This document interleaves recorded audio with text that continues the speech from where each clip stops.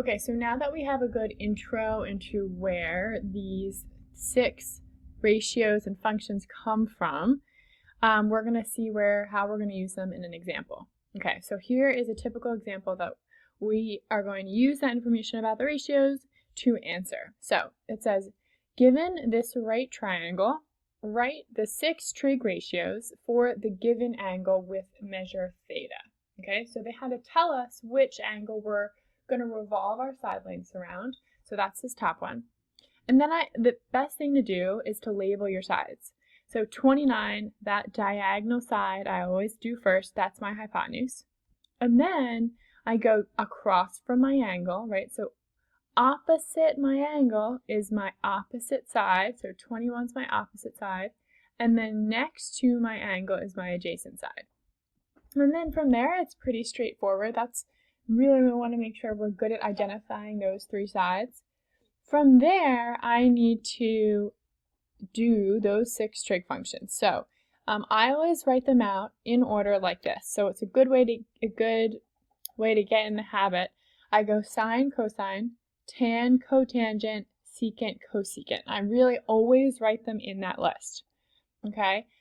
And then we'll go opposite. So like so, ka, toa. And then the reciprocal functions start. And the way I remember the reciprocal function, these guys are reciprocal functions. Opposite, adjacent, adjacent, opposite. Cosine and secant are reciprocal functions. And then sine and cosecant are reciprocal functions. Okay?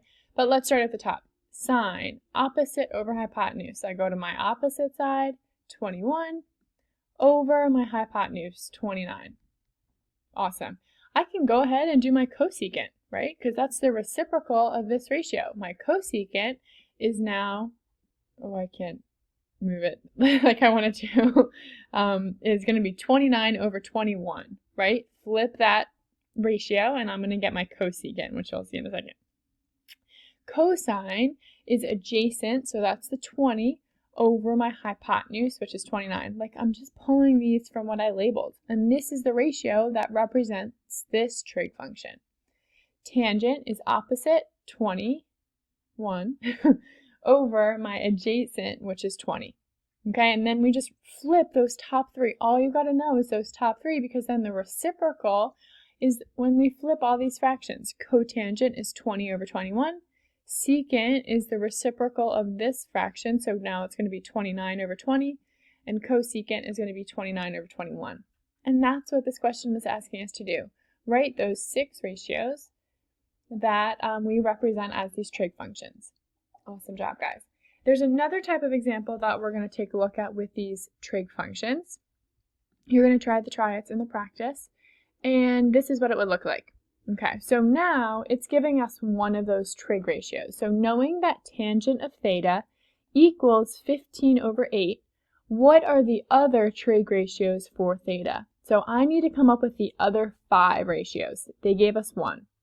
What we want to do is I want to draw a triangle. But let's remember what tangent represents. So ka, toa. Tangent is opposite over adjacent.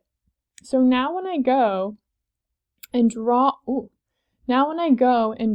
this triangle, I can label it and I'll say that I have, doesn't matter which angle I pick here.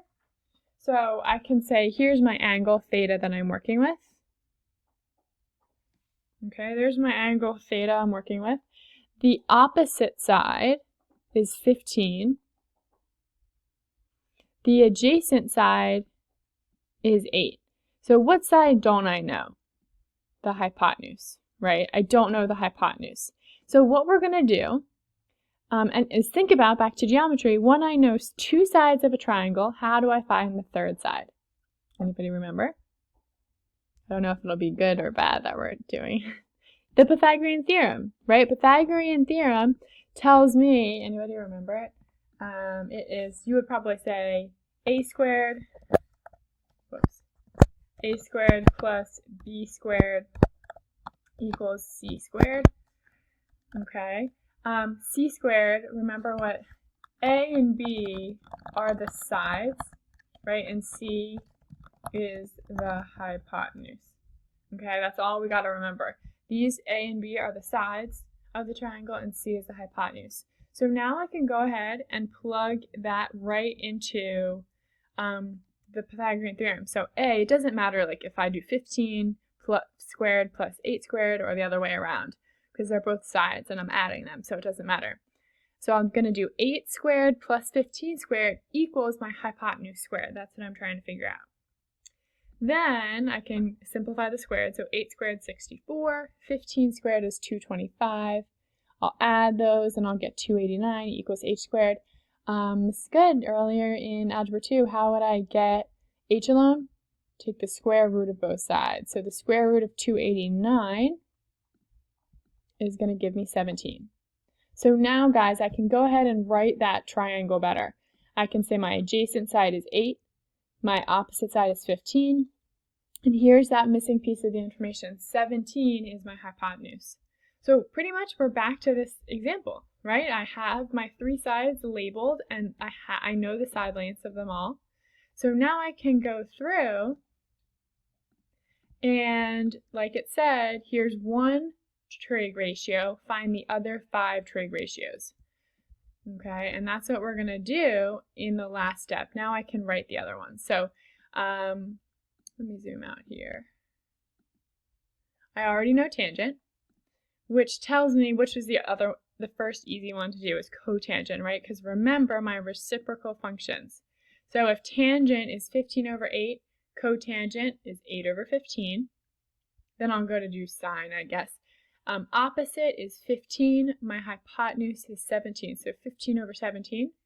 I can go ahead and do cosecant because that's the reciprocal of sine, right? These are reciprocal functions. So because I know sine is 15 over 17, cosecant is 17 over 15. And I'll do cosine is adjacent, which is 8, over my hypotenuse, which is 17, 8 over 17.